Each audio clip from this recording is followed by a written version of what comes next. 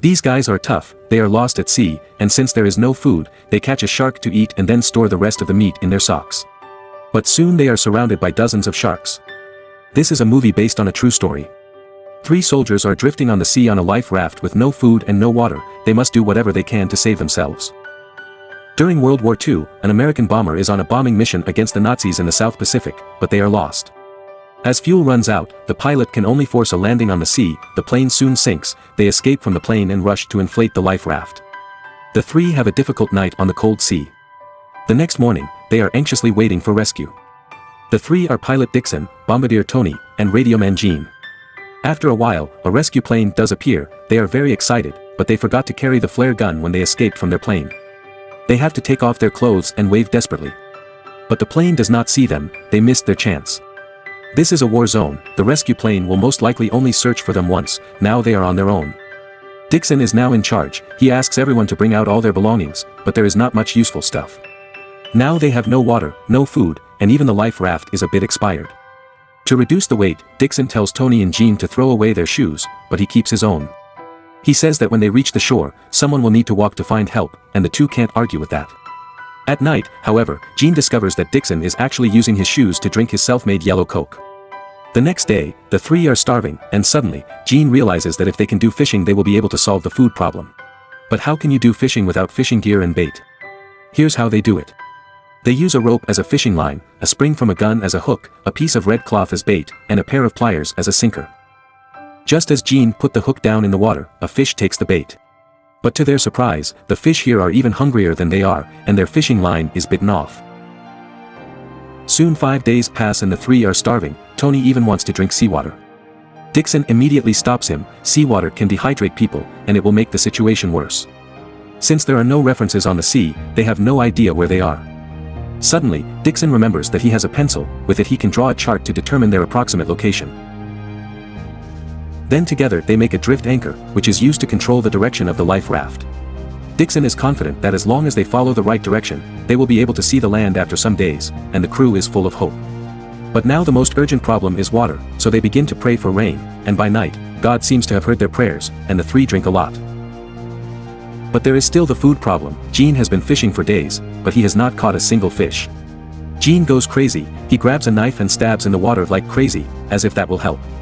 Then the surprise comes. He actually stabs a baby shark. The injured shark jumps out of the water and lands right on top of Tony. The 3 slaughter it together, which seems a bit cruel, but they have not eaten for 10 days. They cut up the shark and then enjoy a feast of shark meat. Later, they put the rest of the fish in their socks, where the salt will keep it fresh. These meat can buy them a few more days. They relax a bit after eating, and Tony says he will introduce his beautiful sister to Gene if they can make it home alive. As a bachelor, Gene is excited to hear it, but just when Gene is fantasizing about Tony's sister, a group of sharks surrounds them. It turns out that the sharks are attracted by the blood. The crew is terrified, and they do not dare to make a sound. At night, while Gene is washing his face, his hand feels a sharp pain. He was bitten, and it seems that the sharks are still around. This reminds them that the ocean is a scary place, and if it wasn't for the life raft, they would have become shark food. They have been drifting on the sea for 15 days, running out of food and rainwater, and the crew is very desperate. Gene takes the gun from Tony, asks Tony if he wants to eat some meat, and then points the gun at the other side of the life raft. Dixon is sleeping and a seagull is standing next to him.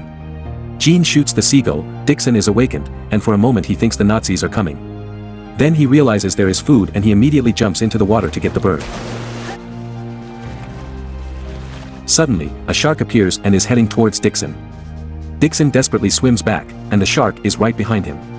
Gene tries to shoot the shark with his gun, but it jams. Fortunately, he climbs on board in time. Look at the size of him. By the 20th day, the 3 are exhausted.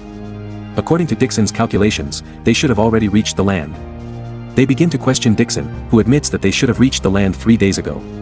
Obviously, either Dixon's calculations were wrong or they have gotten off course. In fact, the reason Dixon didn't tell them was that he wanted them to stay hopeful.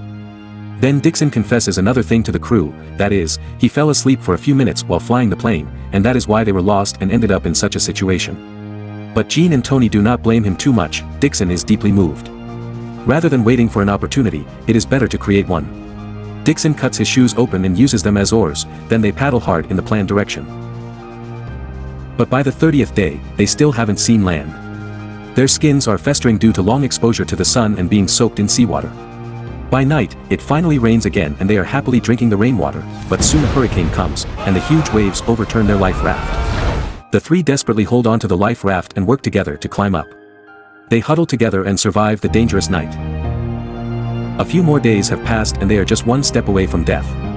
Tony jokes that if he dies first, please don't waste his meat. Gene begins to have hallucinations. He seems to see Tony's sister smiling at him on the surface of the ocean. Dixon has given up and he starts to drink seawater. Just when everyone is about to give up, Gene suddenly sees the land. Is this his hallucination?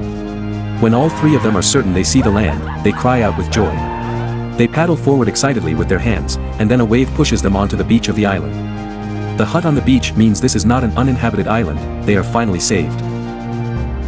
This movie is based on a true story. Dixon was awarded the Navy Cross for protecting the crew, and Gene really married Tony's sister Frances.